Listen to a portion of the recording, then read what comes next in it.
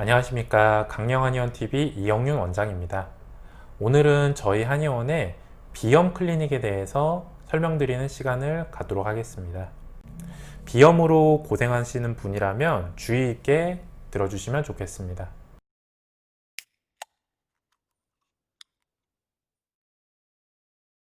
비염은 왜 꼭 치료해야 될까요?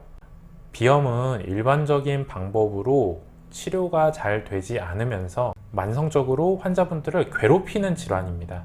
가장 큰 문제는 집중력이 저하되기 때문에 학습 능력이 저하되거나 업무 능력이 저하될 뿐만 아니라 소아 같은 경우에는 성장 장애까지 유발할 수 있기 때문에 유발할 수 있기에 치료가 꼭 필요한 질환이라고 할 수 있습니다.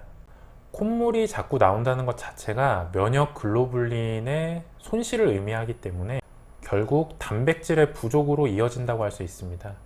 만성 질환과 면역력 저하로까지 이어질 수 있다는 거죠. 내원하시면 우선 상담 시에 비내시경 검사를 진행합니다. 비점막의 상태와 비도 상태를 확인하는 것이 중요합니다. 또 치료를 하고 난 후에 증상 호전 말고도 비강 상태를 다시 확인하고 평가를 할 필요도 있겠죠. 다음으로 문진을 통해서 콧물, 재채기, 가려움, 코막힘 등에 대해서 자세히 상담을 진행합니다. 환자분들마다 불편을 느끼는 증상이 조금씩 다르고 증상이 악화되거나 유발되는 시기가 다르기 때문에 이에 대한 확인을 하고 나서 비염의 종류를 진단할 수 있습니다. 또 의외로 장의 문제로 LGS, 즉 장누수증후군이라는 병에 의해서 비염이 생기는 경우가 많습니다. 장 점막의 결합이 느슨해져서 그 사이로 항원이 들어와서 면역 반응을 과다하게 일으키는 것이죠. 이로 인해서 아토피나 비염, 천식이 발생할 수 있습니다. 이런 경우에는 소화기에 대한 치료를 같이 해야겠죠. 치료 방법으로는 기본적으로 치료 한약을 적용합니다. 알러지성 비염, 혈관 운동성 비염, 위축성 비염 등 환자분의 비염 카테고리에 따라서 그리고 현 증상에 따라서 환자분께 맞는 한약을 처방하고요. 일반적인 비염의 경우에는 두제, 그러니까 즉 한 달 정도의 치료 기간을 통해서 증상이 크게 완화됩니다.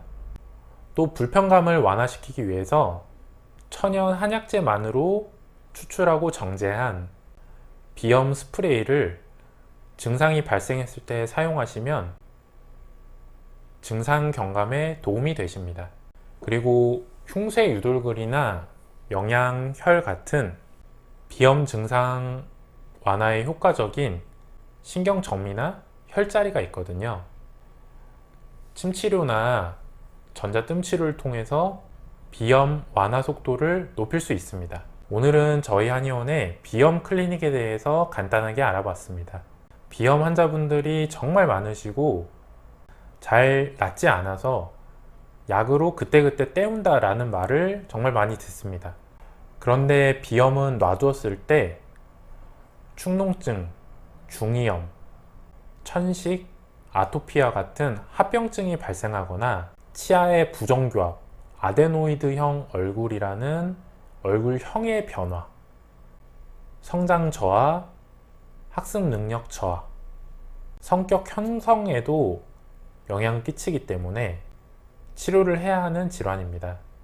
호주에서는 알레르기성 비염 치료에 드는 막대한 재정 비용 때문에 알레르기 비염 치료의 보완 대체 의학으로 한방을 지목해서 호주 대표 명문대인 RMIT가 한방치료 연구에 대해서 2016년에 그 결과를 발표했습니다. 그 발표에 따르면 한약이 비염에 많이 쓰는 항히스타민 제제에 비해서 심각한 부작용이 거의 발생하지 않았으며 치료 효과 역시 매우 뛰어나고 환자의 삶의 질을 많이 개선했다 라는 것을 발견했다고 발표했습니다. 또한 최근에 중국에서 기존 발표된 연구들을 메타 분석을 해본 결과 한약이 알레르기성 비염 환자들의 삶의 질을 향상시킨다는 결론을 내렸습니다. 일본은 의사들이 한약을 처방하는 나라이고 한방 전문의가 따로 있는데요. 일본 알레르기 학회가 발표한 가이드라인에 따르면 알레르기성 비염 환자에게 다양한 한약 처방들을 권유하고 있습니다. 국내 연구진에 의해서도 한약이 비염 증상을 개선시킬 뿐만 아니라 복약을 종료한 후에도 그 효과가 오래 지속되는 것을 확인하고 국제학술지에 그 내용을 발표했습니다. 면역계통의 알러지 질환인 비염에는 천연물인 한약 치료가 안전하고 효과적입니다. 오셔서 자세히 상담 받으시고 치료 받으시기 바랍니다. 시청해 주셔서 감사합니다.